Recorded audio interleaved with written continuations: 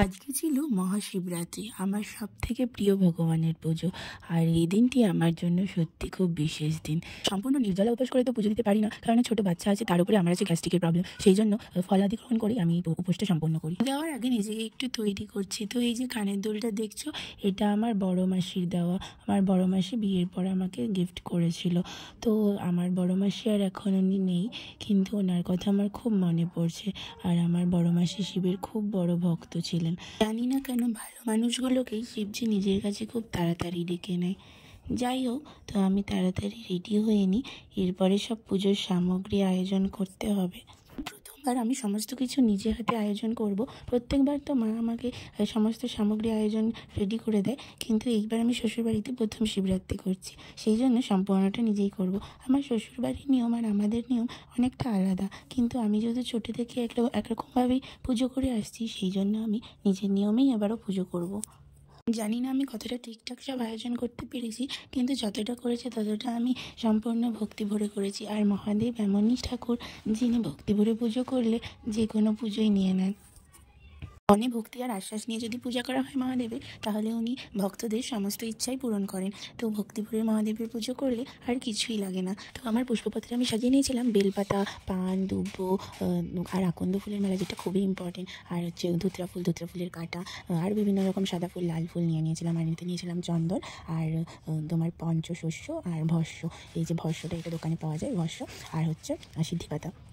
আর নিয়ে নিয়েছিলাম চাল। এই চাল দিয়েও শিবজিকে অভিষেক করানো খুব ভালো। আর ছিল পৈতে, যেটা আমার শ্বশুরবাড়ির ভাষায় বলে জেনুই। এটা একটা নতুন ওয়ার্ড শিখেছি আমি। প্রদীপ জ্বালানোর জন্য বাতি নিয়ে নিয়েছিলাম কয়েকটা। তো আজকে ঘিয়ের প্রদীপ জ্বালাতে হয়, তো ঘি দিয়ে আমি আজকে প্রদীপটা জ্বালাবো। তো এই আমার পুষ্পপত্র রেডি, তোমরা দেখে নাও। এবার আমি তৈরি করে নেব পঞ্চামৃত। এই পঞ্চামৃততে 5টা মেন জিনিস লাগে, যেটা হলো গঙ্গার জল আগেই নিয়ে নিয়েছি, আর তার মধ্যে আমি একটু ঘি দিয়ে দিয়েছিলাম, আর দইও দিয়ে দিয়েছিলাম, আর চিনি দিয়ে দিলাম, আর এই দুধ দিয়ে দিলাম, আর একটু মধু দিয়ে দেবো। ব্যাস, হয়ে গেল পঞ্চামৃত রেডি আমার।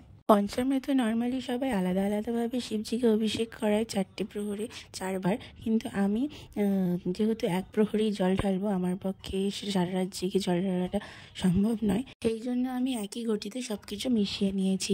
আর যারা এক প্রহরে জল ঢালে তারা মনে হয় এরম করেই করে। তোমরা কিভাবে করো আমাকে কমেন্টে জানিও। পরে আমি সুগন্ধি জলও বানিয়ে রেখেছি, যেটা আমি অভিষেক করার পরই ঢালবো। আর এদিকে আমি ফল যেসব আমি ঠাকুরকে দেবো সেগুলো রেডি করে গেছি। শিবজিকে সবসময় গোটা ফলই দিতে হয়, তো আমি 5 রকমের ফল দিচ্ছি। কেউ 1 রকমের ফলও দিতে পারো, 3 রকমও দিতে পারো, 5 রকমেরও দিতে পারো, যার যেরকম সামর্থ্য। তারপরে আমি দিয়েছি একটু মিষ্টি, আর আলুর শিরা বানিয়েছিলাম, তো সেটা ভোগ লাগাবো। এইভাবে আমি আমার আজকের পুজোটা সম্পন্ন করলাম। তো আমার ভিডিওটা কেমন লাগলো, আর তোমরা দেখো, আমি পুজো করতে করতে আমার ছেলেও চলে এসেছে, ও পুজো করবে বলে। ও তো আমার ছোট ভোলানাথ, তো ওকে না নিয়ে তো আমার পুজো সম্পন্নই হবে না। তো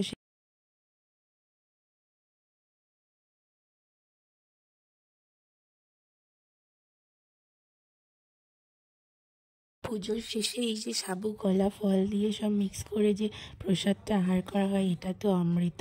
আমার তো খুব ভালো লাগে। তোমাদের কার কার ভালো লাগে বলো। আজকের মতো এইটুকু, টাটা।